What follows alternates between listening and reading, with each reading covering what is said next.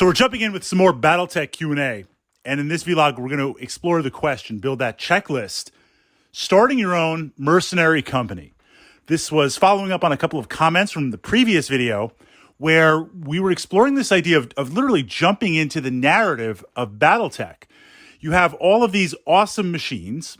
If we're talking about the inner sphere, pre-clans, the great houses, we have mercenary companies, we have planetary forces, and this is a radical shift compared to, say, other wargaming systems, say like Warhammer 40,000, where here's your defined faction. There's going to be some crossover, but it's very obvious on how to go about building your army list or how to go about collecting your models.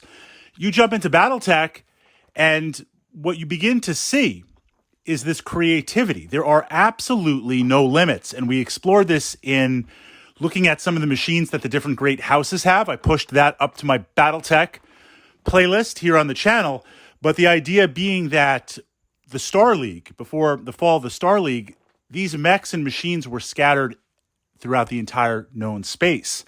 When the great houses rose to power, they all have a number of battle mechs. They all have a number of vehicles. Some are more prominent than others, maybe because they just happen to take control of one of the factories on a certain world. There's other great houses that, although in limited capacity, have been able to manufacture battle mechs, and some just happen to have a good amount of repairs and parts. So it's an example to say the Jenner, which is a fantastic light mech, House Karita has a large stock of Jenners. If you saw a lance of Jenners or a couple of Jenners sprinkled into an attack force, that would make sense for Karita.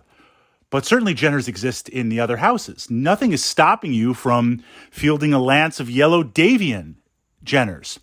So you are not limited to any one mech, and you can fit into the narrative to have whatever mechs you might like. But we can read into that. Certain ones are favored more than others in the narrative. That doesn't impact the rules in any way.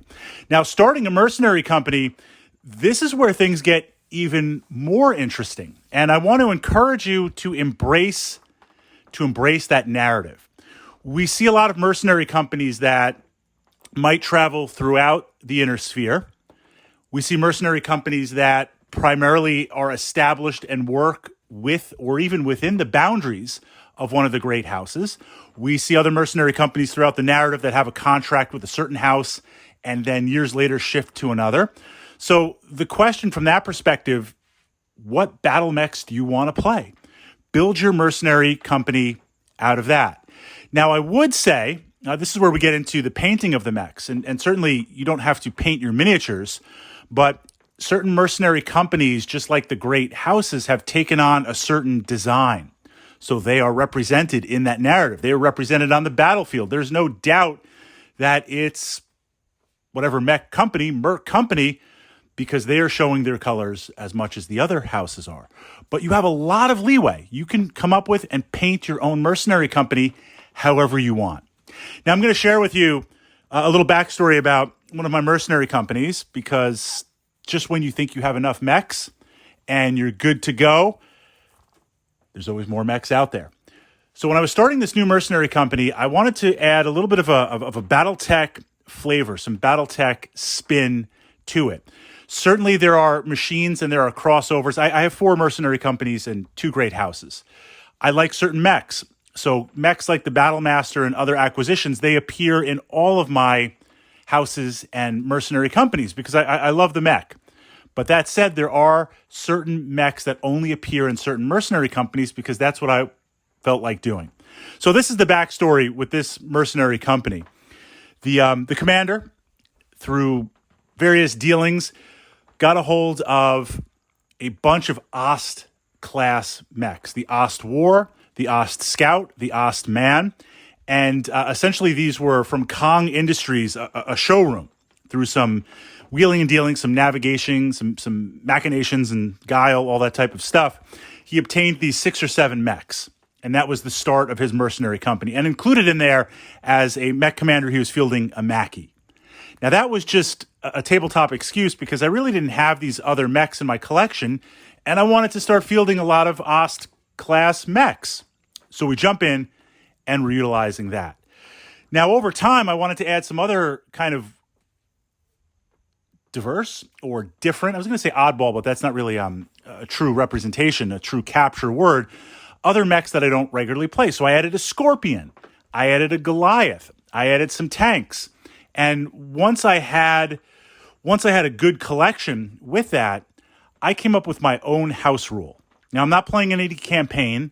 I'm not enforcing this with other players. I'm trying to show a little bit of impulse control. And I said to myself, further mechs that I'm going to add to this mercenary group, I'm just not going to go out to eBay or other sources, buy a bunch of mechs, paint them up. I've got to earn it. We're getting really kind of Riddick here. You get to keep what you kill.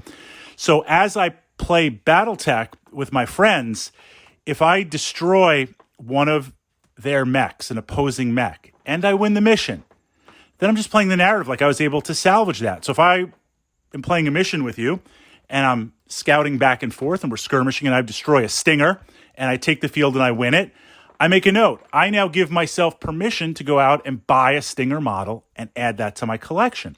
So it was kind of like a game within a game. I'm trying to win the various missions and have fun playing with my friends.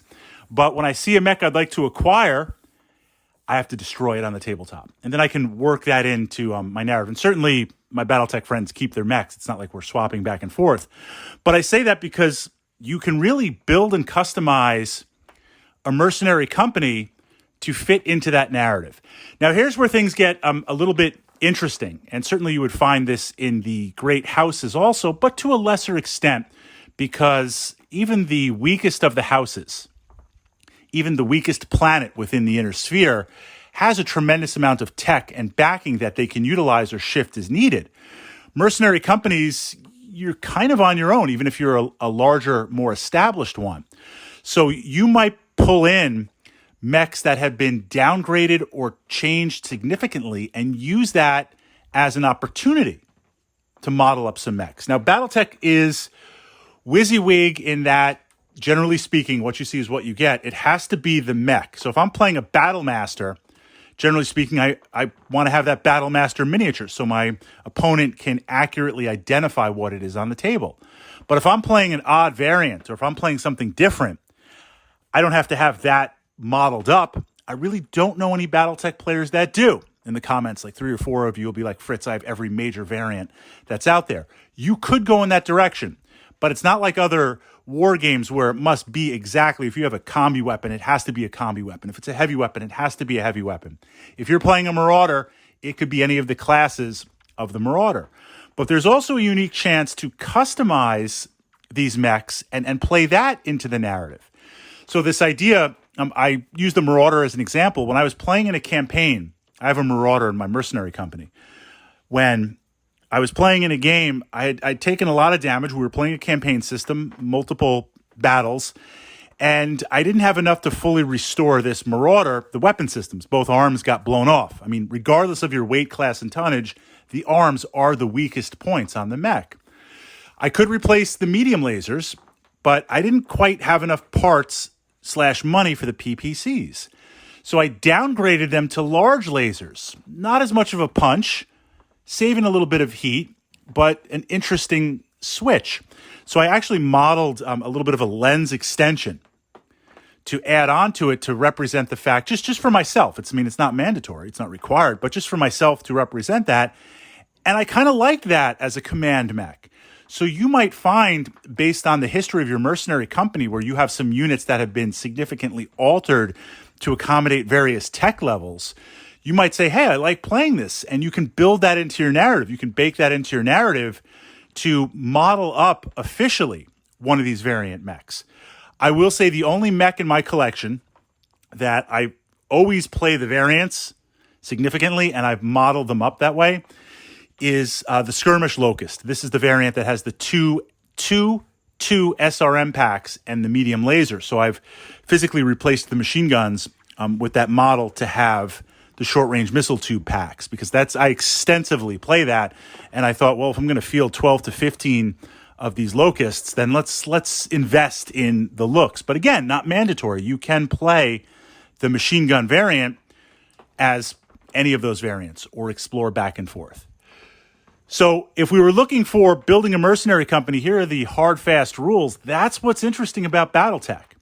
There are no hard and fast rules because it is such an expansive scope of a game. What I would recommend is looking through some of the tech manuals, see what mechs you might fall in love with or see what theme you might want to come up with. Look at some of the other mercenary companies that are out there in terms of design and paint and how they look. And nothing says you can't have a similar looking mech company. If you really like the look of the black and red and go in that direction, then you can certainly do that and call it your own mercenary company. But really to set your creativity and build a mercenary company from that and explore and expand and jump into Battletech.